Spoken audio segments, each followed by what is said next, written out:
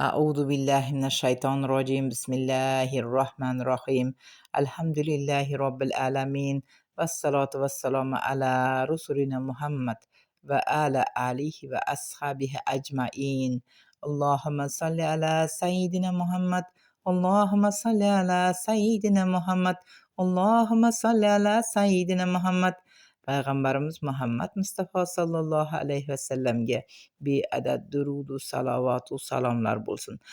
Assalomu alaykum azizlar, assalomu alaykum obunachilar. Bugungi mavzuyimiz xotinni ahilchilikda yashatadigan duolardan bittasini tanishtirib o'tamiz inshaalloh taolo Allohim qodir qilganicha. Ayollarimizga, go'zal qizlarimizga, go'zal kelinlarimizga, go'zal singiljonlarimizga men ozgincha va'z-nasihat qilib o'taman. Aybga buyurmaysizlar.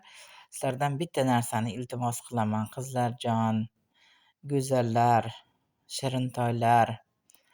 Nimani iltimos qilaman? Eringlarga gap qaytarmanglar, eringlar bilan teppa-teng kelib urushmanglar. Agar erkak kishi bilan teng kelib urushadigan bo'lsangiz, janjalni birinchi bo'lib o'zingiz sotib olasiz. Eringiz achchig'i kelganda, eringiz shunaqa jahldor bo'lib turganda, siz past kelib ozgincha o'zingizni past holatda tutsangiz, mana shu janjallarni oldini olgan bo'lasiz. Payg'ambar sallallohu alayhi vasallam aytadilar: kimki haq bo'la turib janjaldan voz kechsa, unga jannat naqddir deydilar. O'shaning uchun ayollarimiz, erlaringlar bilan teppa-teng aytishib, teppa-teng olishmanglar. O'shanda ham janjal, o'shanda ham yomon nimalar bo'ladi. Keyin g'iybat qilmanglar, birini biriga nima qilib qayrab, g'iybat qilib, urushtirib, mana shunaqa harakatlar qilmanglar. Iloji boricha zikrlar aytib, uylarda tinchlikda, xotirjamlikda chiroyli bo'lib yashasanglar, Alloh uylarga qut-barakot, yaxshiliklar yog'diradi. Agar teppa-teng janjal qilsanglar, gunohkor bo'lamiz. Nimaga? Alloh shuni nima qilib qo'yibdi? Ayollarga mas'uliyat qilib berib qo'yibdi. Erlarni xizmatini vaqtida qilish, erlarni hurmat izzatini joyiga qo'yish, yolg'on gapirmaslik, ularga qarshi bir ish qilmaslik. Qanchalik siz ularga yaxshi muomalada bo'lsangiz, shirinchilikda yashasangiz, Allohim o'zi qut-baraka yog'diradi uyingizga. Faqat savob yoziladi. Oddiy bitta naskisini yoki shu shimini, ko'ylagini, biror nimasini yuvib qo'ysangiz ham juda katta savoblar ayol kishiga yoziladi. Allohim shunday qilib yaratgan. Allohim xotinni bir-biriga bog'liqlikda yaratgan.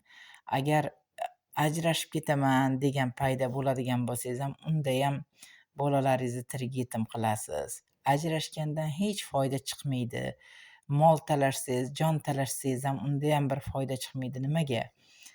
O'sha agar erta-indin o'lib ketadigan bo'lsak, qo'limizda hech narsa olib keta olmaymiz. O'sha talashgan narsalaringiz hammasi qolib ketadi.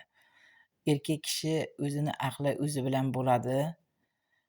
Xudoga shukr, aqlli erkaklarimiz ko'p. Hammalariga insof topib bersin. Ayollar bilan urushmasin deb niyat qilamiz. Ahil chiroyli yashashligini tavsiya qilamiz. Men bu so'zlarni aytishimdan maqsadim nima?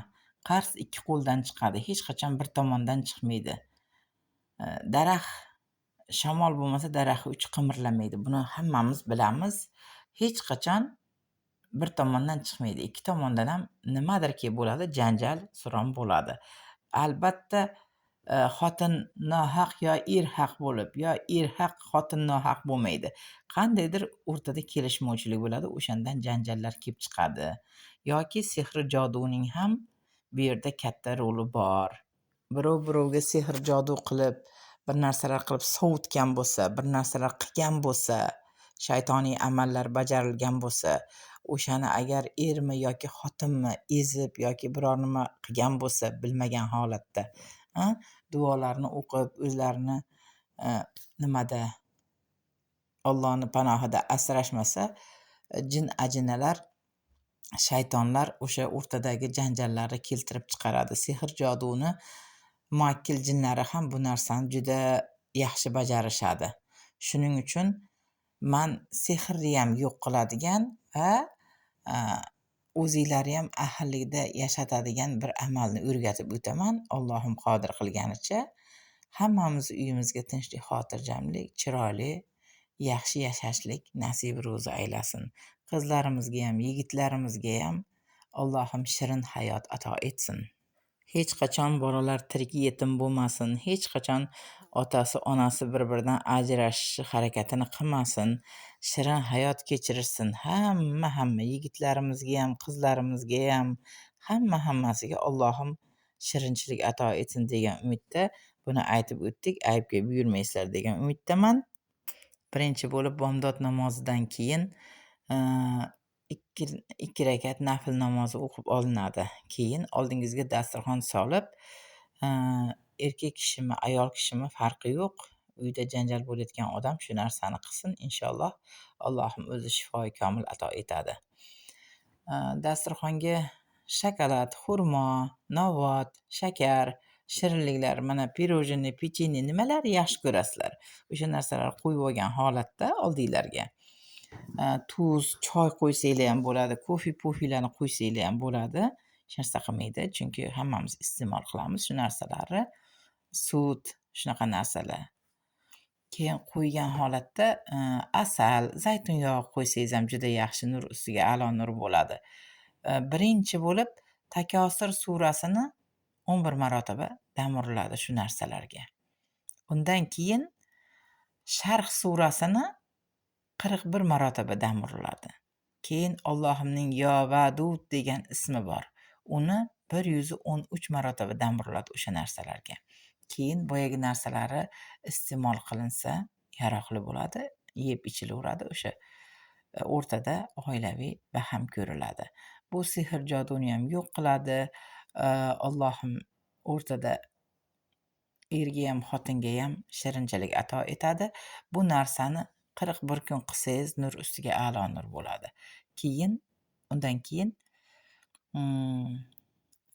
hech qachon bir-biringlarga gap talashib urushmanglar. Bitta insonni jahli chiqqanda bitta inson o'zini bossa nur ustiga a'lo nur bo'ladi. Er jahli chiqqanda ayol kishi o'zini bosish kerak, ayol kishi jahli chiqqanda er sal sabr qilib turish kerak. Nimaga? Ikkalasi bir-biri bilan yashaydimi? Bir-biriga kerakmi? Men zo'rman demaslik kerak. Tepada hammadan zo'r, hammadan polvon Alloh turibdi. Uni unutmasligimiz kerak, undan qo'rqishimiz kerak. O'sha narsani qilib yursangiz, doim uyingizga shirinchilik, halolchilik, qut-barakotlar Allohim yog'diradi. Rahmat e'tiboringiz uchun. Hammangizni oilangizga shirinchilik, totuvlik olib kelsin. Umringizga, rizqingizga baraka bersin. Ikki dunyo saodatini bersin Allohim Parvardigori. Rahmat e'tiboringiz uchun.